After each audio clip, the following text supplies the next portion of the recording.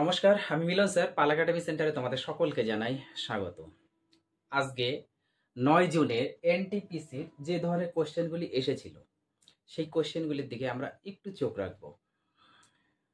ক্লাসটি শুরু করার আগে তোমাদের কাছে আমার ছোট্ট একটি রিকোয়েস্ট, যারা আমার চ্যানেলে নতুন দেখছো, এখনো পর্যন্ত সাবস্ক্রাইব করনি, তারা দয়া করে চ্যানেলটিকে একটু সাবস্ক্রাইব করে এবং পাশে থাকা বেল আইকনটিকে একটু প্রেস করে রাখবা। তাহলে চলো সময় নষ্ট না করে আমরা সরাসরি এবার চলে আসি প্রথম যে কোশ্চেনটির দিকে একটু নজর রাখো। দেখো, প্রথম কোশ্চেনে বলেছে জলবায়ু পরিবর্তন কার্যক্ষমতা সূচক 2025-এ কোন দেশ প্রথম স্থান অধিকার করেছে?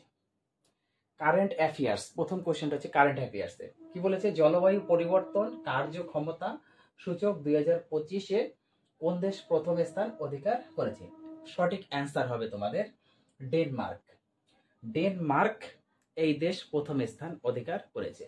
তারপরে কোশ্চেন, ওয়ারলি এবং গোল্ড চিত্রকলা কোন রাজ্যের সাথে সম্পর্কিত?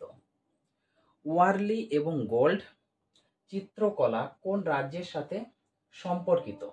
সঠিক অ্যান্সার হচ্ছে আমাদের মহারাষ্ট্র। মহারাষ্ট্রের সাথে সম্পর্কিত। তারপরে কোশ্চেনে 2025 সালের পদ্মবিভূষণ কাকে দেওয়া হয়েছে? 2025 সালের পদ্মবিভূষণ কাকে দেওয়া হয়েছে? সঠিক অ্যান্সার হচ্ছে রতন টাটাকে। রতন টাটাকে পদ্মবিভূষণ দেওয়া হয়েছে। তারপর হচ্ছে ভারতীয় সংবিধানের 14 নম্বর অনুচ্ছেদটি কি সম্পর্কিত? ভারতীয় সংবিধানের 14 নম্বর অনুচ্ছেদটি কি সম্পর্কিত? 14 নম্বর অনুচ্ছেদে অ্যাকচুয়ালি কি আছে সেটি হচ্ছে আমাদের সঠিক অ্যান্সার, জানতে হবে। অ্যান্সারটি হচ্ছে সমতার অধিকার, অর্থাৎ 14 নম্বর অনুচ্ছেদে ভারতের সংবিধানে লেখা আছে সমতার অধিকার। ওকে। তারপরে কোশ্চেন, চুয়ার বিদ্রোহ কখন হয়েছিল? চুয়ার বিদ্রোহ কবে বা কখন হয়েছিল? সঠিক অ্যান্সার 1798 থেকে 1799। 1798 থেকে 1799 এর মধ্যে এই চুয়ার বিদ্রোহ হয়েছিল। তারপরে কোশ্চেন, বাদামীর চালুক্য বংশের প্রতিষ্ঠাতা কে? হিস্ট্রি থেকে তোমাদের কোশ্চেন করেছে। বাদামীর চালুক্য বংশের প্রতিষ্ঠাতা কি? সঠিক অ্যান্সার হচ্ছে পুলকেশিন বা পুলকেশিন। পুলকেশিন হচ্ছে বাদামীর চালুক্য বংশের প্রতিষ্ঠাতা। তারপরে কোশ্চেন আমরা আসি, কোন পর্বতমালাকে ভারতের ছাদ বলা হয়? কোন পর্বতমালাকে ভারতের ছাদ বলা হয়? যখন পর্বতমালা বলবে তখন কিন্তু তোমাদের মনে রাখতে হবে যে কারাকোরাম যে পর্বত আছে সেই কারাকোরাম পর্বতমালাকে হচ্ছে ভারতের ছাদ বলা হয়। আর যদি তোমাদের কোশ্চেনে দিয়ে থাকে কোন মালভূমিকে পৃথিবীর ছাদ বলা হয়, তখন কিন্তু সঠিক অ্যান্সার এসে দাঁড়াবে পামির মালভূমিকে পৃথিবীর ছাদ বলা হয়ে থাকে। তারপরে কোশ্চেন দেখো, কোন দেশ 2025 সালের SEA গেমস আয়োজন করেছিল? কোন দেশ 2025 সালের SEA গেমস আয়োজন করেছিল? সঠিক অ্যান্সার এসে দাঁড়াবে থাইল্যান্ড। থাইল্যান্ড দেশ 2025 সালের SEA গেমস আয়োজন করেছিল। তারপরে কোশ্চেন এসো, ভারত ছাড়ো আন্দোলন কবে হয়েছিল? ভারত ছাড়ো আন্দোলন কবে হয়েছিল? সঠিক অ্যান্সার 1942 সালেই।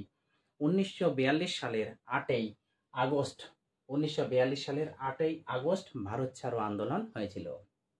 তারপরে কোশ্চেন, প্রথম সশস্ত্র উপজাতীয় বিদ্রোহ কোনটি? প্রথম সশস্ত্র উপজাতীয় বিদ্রোহ কোনটি?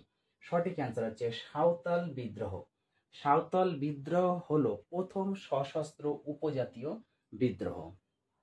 তারপরে কোশ্চেন, ভারত সম্প্রতি কোন দেশের সাথে তেজস যুদ্ধ বিমান রপ্তানির জন্য চুক্তি স্বাক্ষর করেছে? ভারত সম্প্রতি কোন দেশের সাথে তেজস যুদ্ধ বিমান রপ্তানির জন্য চুক্তি স্বাক্ষর করেছে? সঠিক অ্যান্সার হলো তোমাদের আর্জেন্টিনা। আর্জেন্টিনার সাথে চুক্তি স্বাক্ষর করেছে। তারপরে কোশ্চেন, ভারতীয় নবজাগরণের জনক কাকে বলা হয়? ভারতীয় নবজাগরণের জনক কাকে বলা হয়? আশা করি তোমরা এই কোশ্চেনের অ্যান্সার প্রত্যেকেই জানো। সঠিক অ্যান্সার হচ্ছে রাজা রামমোহন রায়কে ভারতীয় নবজাগরণের জনক বলা হয়ে থাকে। তারপরে কোশ্চেন, এসডিজিতে ভারতের স্থান কত?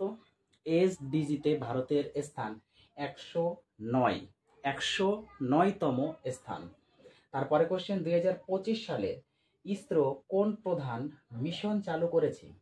2025 সালে ইসরো কোন প্রধান মিশন চালু করেছে?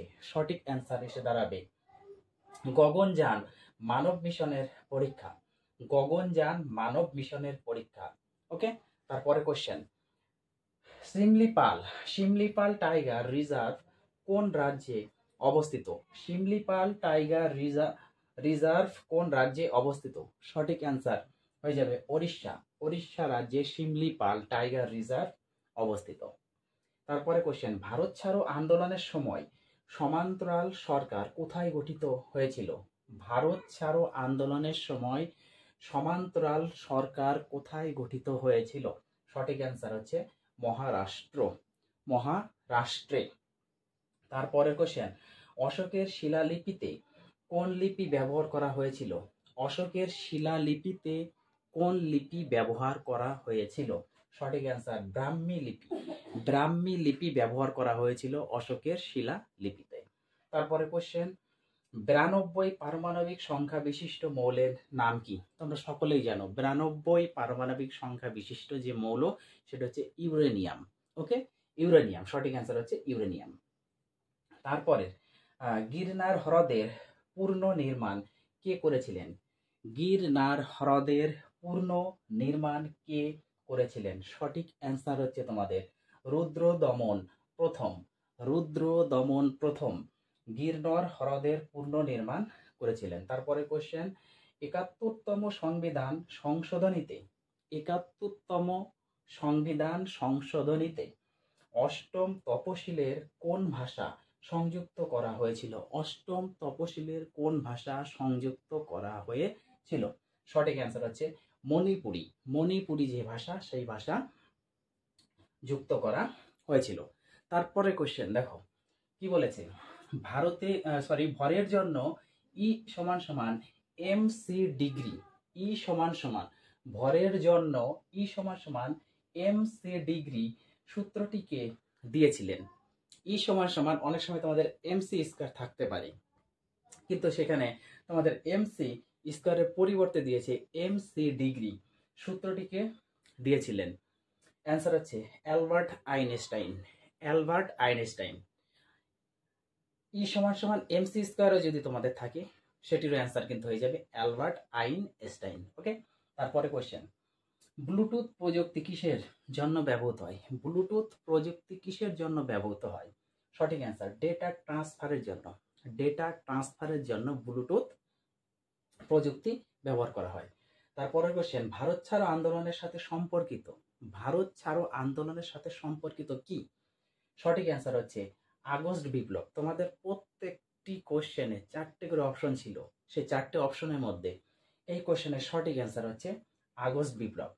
ভারত ছাড়ো আন্দোলনের সাথে সম্পর্কিত হচ্ছে আগস্ট বিপ্লব। তারপরে কোশ্চেন, বর্তমানে আরবিআই এর গভর্নর কে?